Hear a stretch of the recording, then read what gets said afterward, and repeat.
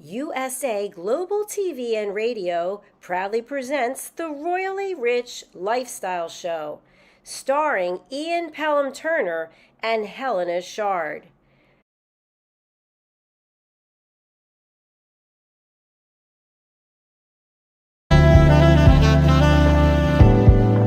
Welcome to USA Global TV and Radio, where our mission is to provide education, entertainment, hope, and inspiration.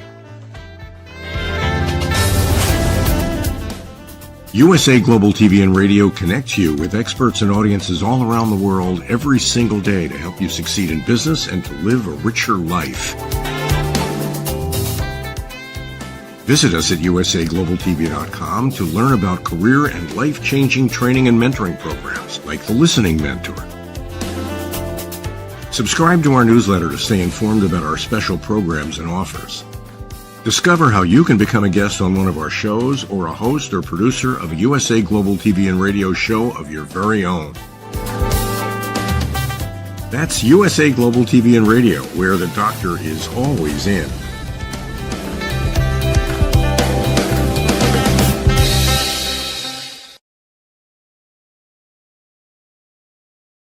Hello and welcome to another Royally Rich Lifestyle show on ALB UK TV with me, Ian Pelham Turner. And with me, Helena Chard. Let's roll the titles and let's get on with the show.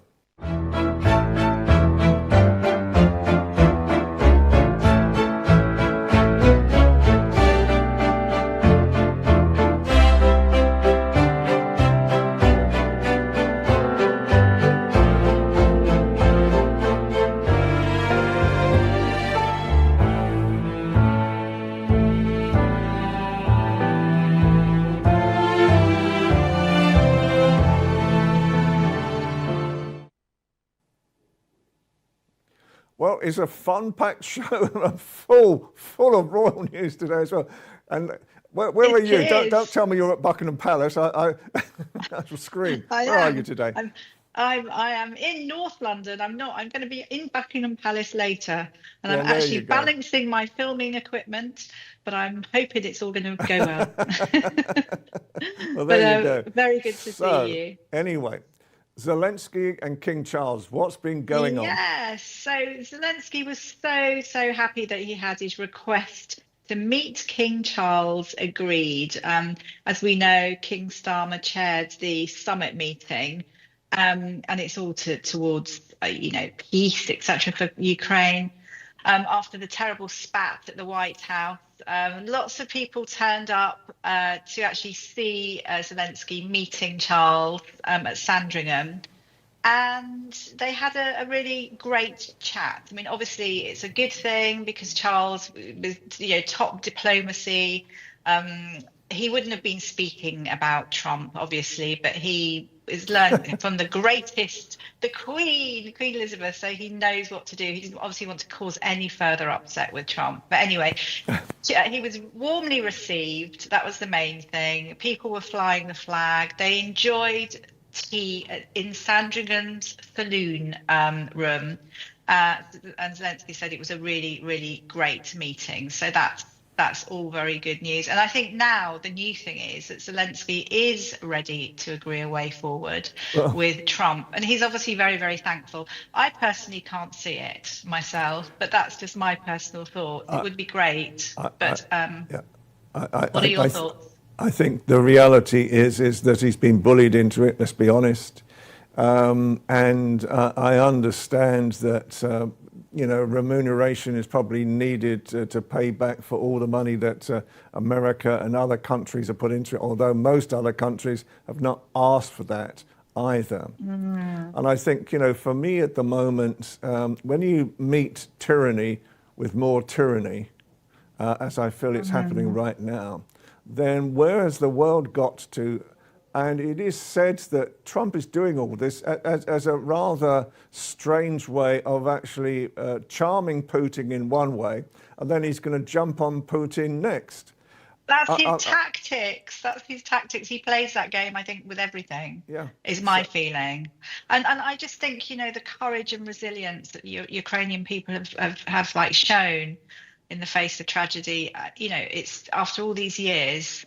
as well. It's like, I don't think he's going to want to agree to anything really. I mean, they did jump on him, didn't they? Wanted him to sign a deal worth billions there and then. But let's just hope. And getting and at the same time, Trump, telling everyone to get out of Gaza so that he can create this. His own beach, it seems. Yeah. Have you seen that? There's that AI thing that's going around with them all on the sunbeds. I mean, it just is. It beggars belief, doesn't it? We have great American friends, with Dr. Jacalyn Kovac and USA Global TV and Radio. So I don't want to talk down America at the same time. But the only thing I would say is that on the back of the speech that he did last night, the dollar has plummeted this morning. It is not, and it's gone the wrong way for Trump. So it'll be very interesting to see what Trump says next. Anyway, what's going on next with Charles? So Charles again. So ahead of the start of Ramadan, that's the Muslim holy month. So that actually began the 28th of February and ends on the 30th of March. But it's to do with fasting and prayer, and he attended, which I think is probably the best wonderful Indian restaurant. It's called the Darjeeling Express in Carnaby Street. It's actually a female-run restaurant. And he, along with Queen Camilla, they were helping make food parcels that were going to be sent to hospitals for when the patients were breaking their fast. And we've seen him, they were packaging dates, and it was like a conveyor belt thing going, and they were being very quick, I have to say, putting these dates in packages. You're sure this wasn't a crafty takeaway to go back to the palace with? I'm sure they got some. I'm sure they were giving it anyway, but it's supposed to be so delicious. So I haven't been there, but I have been told it's fantastic. Well, I tell you what, because of all the work that you've done this week, I will take you there. That's a promise. Oh, well, that's lovely. I shall say thank you. Thank you. That's very kind. I will say yes. But the good thing also, I didn't realise that fruits are used to break fasts. So that's why dates are used. And the good thing as well, the king was very jolly. He's really in good spirits at the moment. So he's in a good place, which is lovely to hear. But it's fun, isn't it? Oh, I'm really looking forward to my Indian now. Oh, well, there you go. And that's a promise. It's on film, so I can't get out of it. It's a promise. I'll let you know next week, guys, if he keeps his promise. Anyway, but moving on to Queen Camilla, and she's so great as well. She has this long-standing commitment to championing literacy and creative writing, and supported the 500 words competition since 2015. We spoke about this last year. So once a year this happens, and she was at Buckingham Palace with the finals of the young people. It's for children aged 5 to 11, a writing competition, and I think 50 people were invited to the palace in recognition of their remarkable stories. And the stories were read out. 6 of the stories were read out by the greats of Olivia Colman, Tom Fletcher from Let Fly, Matt Lucas, lots of people that are well known here in the UK.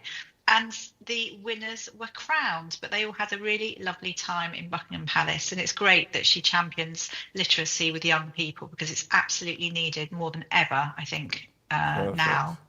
I totally agree with you. And I think, I think the reality at the moment, as you know, is that both of us are very keen on working with young people now, and there's a lot of opportunities that we hope to sort of work with that will give young people a voice in Britain.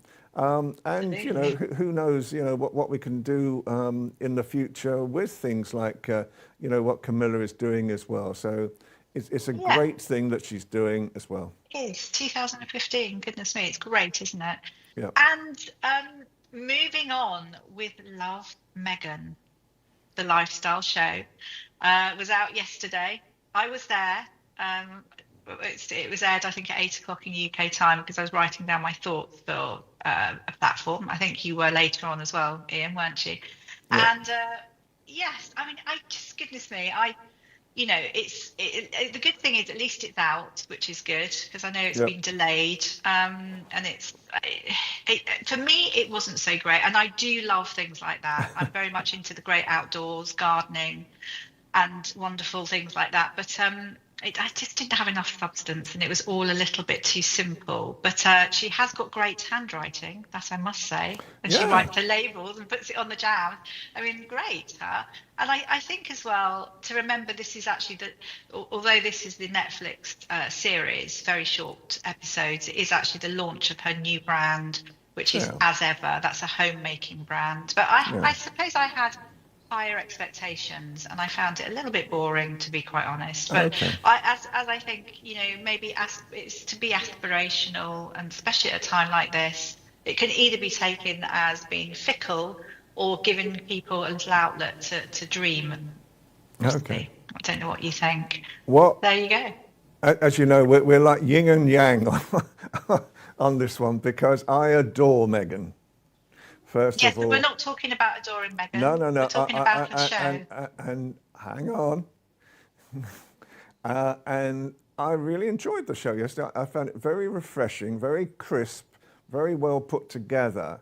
I think she's perhaps the only thing I would say, she's trying to cram too much in on each particular show. But there again, at the moment, it shows her dexterity of what she's actually capable of doing. A couple of really interesting things is that there are snippets there, and if you listen closely, as I do to all women, as you know that, Helena, I always listen to you. And you might listen, but there's more to it than that. And part of what she was saying was really good snippets about, how her lifestyle is with her family as well. And I think the best thing of all, I'm a dog lover, as you know. I'm a cat lover too, but how she made the dog biscuits was something which I thought that could be something that. Did you like the arranging of the fruit into a rainbow? I liked all of it, because I thought it was very creative. And it's creative. It was far too basic. It was too basic. Okay. Actually, and I think the brand endorsement was just too much the whole way through as well. I think that was just going on, and also the sort of revving up, the applauding of everything being so great. Okay. It was all. It was just, but. Okay. I think she will move on to. I think it's a building block, and there'll be something else coming out soon. Well, you mark my word.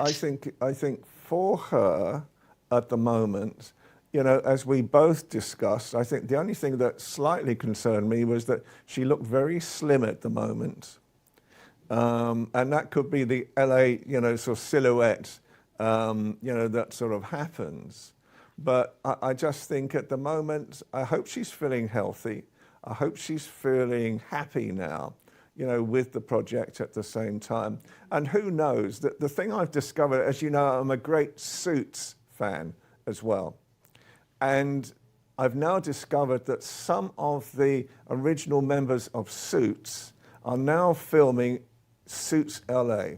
And who knows, she might make an appearance again. We discussed that last week. LA. We discussed that last week. One last thing, which is really quite important. One of the big things that came out was that when she was called Meghan Markle by, I've forgotten the name, Mindy Kaling, is it? See, I don't know the people in it. The stars over there don't mean anything, really. I don't know them. But Mindy Kaling called her Meghan Markle, and she was quite put out because she's Meghan Sussex now. Well, I think, quite honestly, sometimes, a slip of a name, can happen in anything. And I think, the reality is that in her life right now, I applaud what she's doing. I think she's a tremendous person in her own right. And I think, that I hope this is a really big show and series for her. And I hope she gets onto other things, because I feel that something like this is very refreshing for change. But that's my personal point of view. Goodness me! No, this is not going to be a blockbuster. That I can assure you. It wasn't too thought out. It was. Okay. It was too basic. But as I say, I think she'll move on. And obviously, being called Meghan Sussex, I felt sorry actually for her father and her family. Well, So that was some really interesting news, as always, from Helena right now. We're just going to take a short break, and then we're going to see what the royals really do at the moment. We've got two fascinating videos. One of King Charles visiting a frigate, and he's dressed in his naval attire, and then one with Prince William at the moment, and seeing what they're doing as well. Let's see the videos.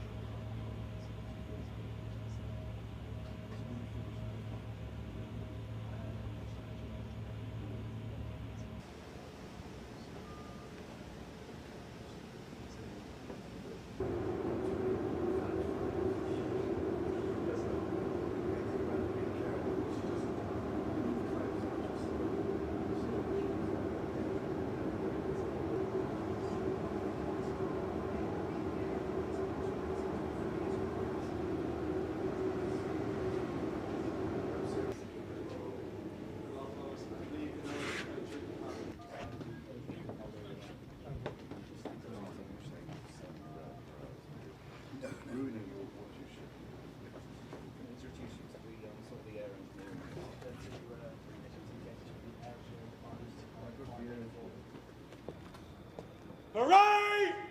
Ho!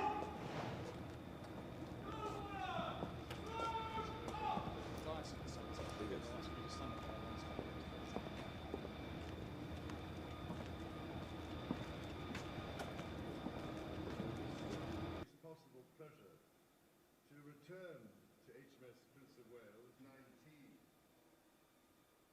for what lies ahead. captain, officers, and ship's company of HMS Prince of Wales. Ladies and gentlemen, as Honorary Commodore-in-Chief aircraft carriers, I need hardly say that it gives me the greatest possible pleasure to return to HMS Prince of Wales today, just over 5 years since the Queen, your lady's sponsor, and I attended her commissioning in 2019. As you prepare to set sail as the flagship of the UK Carrier Strike Group, building on the success of HMS Queen Elizabeth's inaugural deployment in 2021, I just wanted to express, on behalf of the nation, my heartfelt gratitude for the extraordinarily valuable contributions and personal sacrifices that you and your families continue to make in the name of duty. I can sense the anticipation and excitement amongst many of you today for what lies ahead over the next 8 months. And all I can say is that I will be watching your progress with great interest. This ship represents a powerful emblem of the skill, ingenuity, and strength of the Royal Navy and of the United Kingdom's enduring dedication to promoting and protecting peace and stability across the world. I can only say that I take immense pride in you, the men and women who bring this vessel to life with such indomitable spirit, for your vital service on behalf of us all. I will forever hold an enduring respect for the professionalism, skill, and fellowship that bind a ship's company together.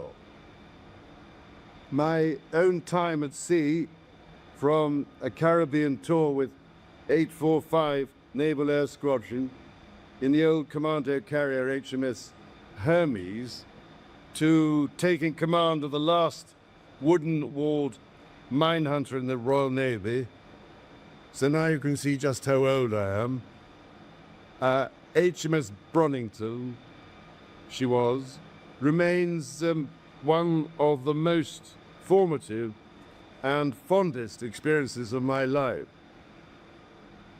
Flying as a young naval aviator, I still vividly recall my first deck landings on Hermes, moments that left an indelible impression on me, as did the discovery that the Royal Marine Commandos, who all queued up to get into the back of my Wessex 5 helo, only did so because they were convinced my helo was better maintained than any of the others. And all I can say is I came to appreciate not only the immense complexity of operating on and in an aircraft carrier, but also the determination and teamwork required to ensure every element of the ship is bound together. Meeting many of you today, or at least some of you, I have the utmost confidence that the same sense of duty, resilience, and shared purpose that I witnessed all those years ago is as alive as ever it was. Your deployment in the next month comes amidst new challenges in an ever-changing and more unpredictable world. It will undoubtedly demand tenacity and determination, both at sea and for those you leave behind at home. Whether protecting vital shipping lanes, fostering partnerships with our allies, or indeed remaining alert and a readiness for eventualities that we hope may never come to pass, your work helps to ensure the safety and prosperity of the United Kingdom, our allies, and our partners. This deployment, then, marks the culmination of a great deal of training and preparation, for which you should all be immensely proud. Cherish the next few months as you put into practice that which you have learnt and the skills you have honed over all these weeks of enormous effort. May fair winds and following seas accompany you all. And by the way, I wanted to congratulate the Guard of Honor for the incredibly smart performance they gave when I arrived. Considering they're all volunteers, we've got many more important things to do. So well done. And maybe with the permission of the captain and the first sea lord, I can splice the main brace at some point in time when it might come in handy. Thank you, ladies and gentlemen.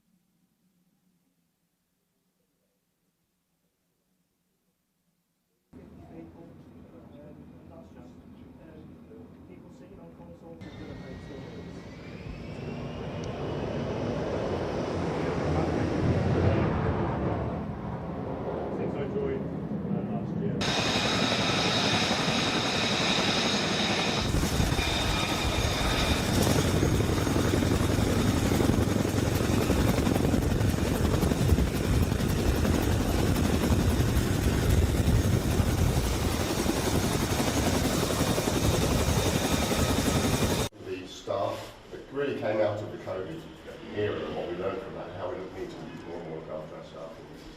For £3 million, this is what we built for it. Thanks, Stephen. Chief Executive. Very nice to see you. I think it's an NHS charity. Yeah, so this was an old building, about the same age as the one you visited last time, but it's got a checkered history, hasn't it, this one?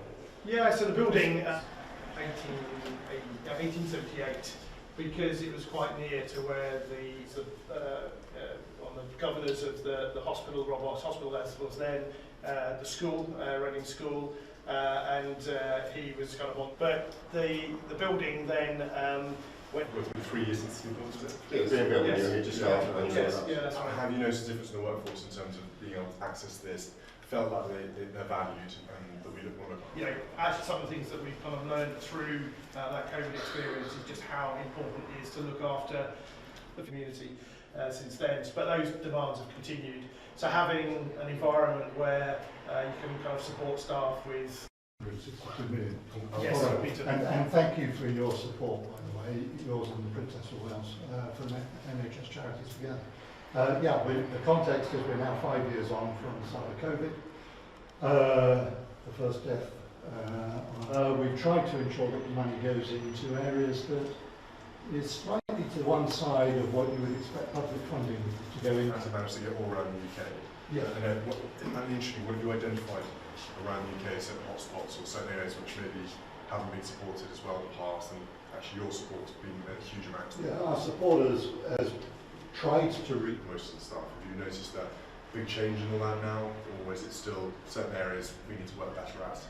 Let me take you in. And I think we have a cup of tea available for you if you would like one. But, Where should I sit here?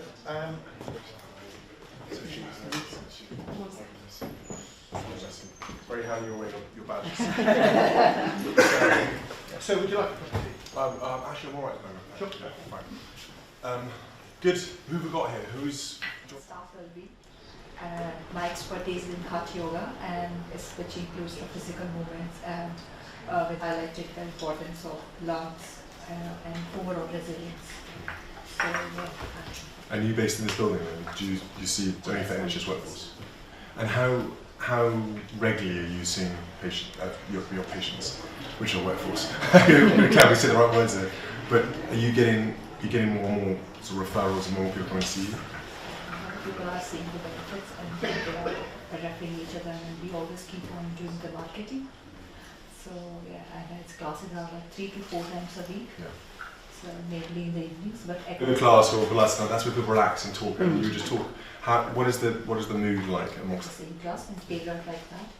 So and I can see few are coming back to the with a few of my students are here as well. It's a good point. Exercise probably is quite a hard thing for everyone to get in their day. But when the hours are on runs, that actually being able to come here and do Pilates, yoga, is probably quite a sort of a big part of the plus for their day. Yeah. Okay. And Sabi, you do. So there on the day, but Vini's very good with kind of checking in with students and what kind of yoga are they wanting, just helping us to work through techniques like regulating the nervous system, etc. So that really helps. Other parts of the NHS workforce that you don't normally see, you probably see legal every day. Absolutely. And actually when you're on yoga, you might meet somebody from all parts. It's really important that top down everyone gets to mingle, talk, chat, and see how things are going. And how important for you though is this been? You all talk about it. Has this been a bit of a sort of lifesaver almost for many people the last few years? Yeah, absolutely, it really has. And I think, as I say, it's that detox that you need. And I'm one of the health and wellbeing champions as well for my team. Let's switch off and then recharge our battery, so to speak. And it's worked wonders. Medals and things like that. You've got to keep doing the training. Not really in terms of qualifications, but Matt will, I'm sure, go into more details, but Matt hosts the session, so it's very much about attending, being briefed in terms of what's happening around the trust, around the centre, etc., taking home some really good health and wellbeing messages back to your teams, delivering them locally, sharing any incentives that we have around the trust. And presumably also it helps your antennae, if you like, be a bit more alert to what's happening around you. Absolutely. You can spot people who may be having a bit of a difficult time, which is quite crucial because you become you're the front line of identifying where some of the issues might be. Yeah, and it's so easy to get lost in your day-to-day work. You forget kind of the health and well-being element. So this is an opportunity to just step back and say, actually, how are my team doing? How are people around me doing? So just having this has been amazing. Matt, do I take it then you're to do with mental health side of things? Yeah, good morning sir, it's a privilege to have you here. My name is Matt, I'm the Staff Health and Wellbeing Lead. So I joined in the middle of COVID in response to coordinate, oversee, manage, try and develop our staff health and wellbeing offering, of which this building has very quickly become that flagship sort of project. And as an organisation we've grown. Each year there's an NHS staff survey and we're really proud in the last few years and hoping to be so again with the upcoming results from the previous survey that we're one of the leading acute NHS trusts for supporting staff health. So Rushka, who sat next to me, is dedicated mental health, and I'm sure Rushka will tell you more in a moment. My role was across the breadth of staff health and wellbeing, so physical health, mental health, financial well-being as well, being the key topics. Some of my projects have been developing staff health checks, so we've seen now nearly 2,000 of our staff that have come through for a preventative cardiovascular metabolic disease. From a mental health perspective, that I know you're very interested on and developed, and that's a peer-led support service that focuses on the impact of a traumatic cardiac rehabilitation. If we know we do early CPR, then that can help with physical outcomes. With the TRIM service, the trauma support service, it's about early support for that mental health and supporting staff on the impact an event has had on them. Yeah. So the reason why I asked that question was just how far back can we go in terms of when mental health was valued, if you like, by organisations that may not have seen it before? Because it's quite an interesting point as we go back. I mean, everyone knows COVID now is one of those moments we all look back on and go, God, how do we all get through that? Particularly NHS. I mean, you guys, obviously, it doesn't need saying how difficult it was for you, but it's quite interesting to work out how far back mental health suddenly became, you know, a key role that everyone values being a part of it. Do you, in terms of the trauma side of things, have we learnt certain processes and new procedures after COVID as to how we identify, how we deal with certain issues, problems, time off for people? Yeah, definitely for me, I think it's been rewriting that narrative around working in the NHS being tough, and not many jobs you come to, hopefully, where you go to work and you traumatic cases and people dying, that actually that can still have an impact, and that's okay, and it's okay to talk about that and reach out for the support. The thing that you two always say more than anyone else is the fact that everyone in the NHS is there to care for others. So the last person who gets looked after is the individual. And I've seen that when I work with, you know, doctors, nurses, everyone, paramedics. They always put it down the line. And it's fine because they don't want to put their workload on someone else either. So how do you go around identifying the right people? Because for me, looking into the nation's mental health, if you like, over the last few years, is that unless there's almost a problem over and again. Thank you. Yeah, thank you. Lovely to meet you. How do that? I'm Dr. Chard. I'm a clinical psychologist and I lead on the Staff Psychological Support Service. So very much thinking about that and thinking very much about compassion, and it not just being about from self to others, but also how we receive compassion. We're not compassionate to others, it just means that we're important too, and that's a lot of the work that I do with staff, is really sort of talk about that yet, or have dealt with that in different ways, because we all have different ways of coping and managing. It's so important. Yes, absolutely. Not just for patients, but also for you guys to get out in fresh air and see some greenery. It's really important. Yeah. So how were you here in COVID? Yes, I was here in COVID. We treated the first patient that had COVID in the hospital, and yeah, I mean it's really difficult to think about that. It's been 5 years already, a lot of things have happened. I remember doing some swabs to patients back in the end of February in 2020 with not knowing a lot around that. So wasn't that interesting? I mean, it's wonderful sometimes to actually work with the royal family as well and sort of show exactly what they're doing. They're a great family to work with. What do you think, Helena? Oh gosh, absolutely. They're a great family to work with. We've had years and years of experience, Ian, and it's all been fabulous. And I just think it's that they do so much good for our country. And at the moment where it's, who are teetering around wondering what's going on, it's always good to have the royal family under our belt. The soft touch that we need. Absolutely. So anyway, now it is time to say goodbye again this week. So for me, Ian Pelham Turner. And from me, Helena Chard. We'll bring you lots of news next week, lots of royal news, and a fabulous guest will be on.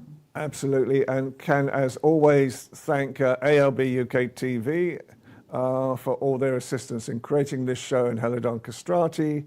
Can I thank Dr. Jacalyn Kerbeck from USA Global TV and Radio for putting up our show on other platforms as well, including her streaming platform. Can I also thank Nancy Duen, our wonderful lady from China who's helping us. And can I thank Honey Kalari as well, who's coming back shortly and hopefully will sort of be supporting us even more. So let's roll the titles now. Have a great week, and we'll see you again soon. Take care.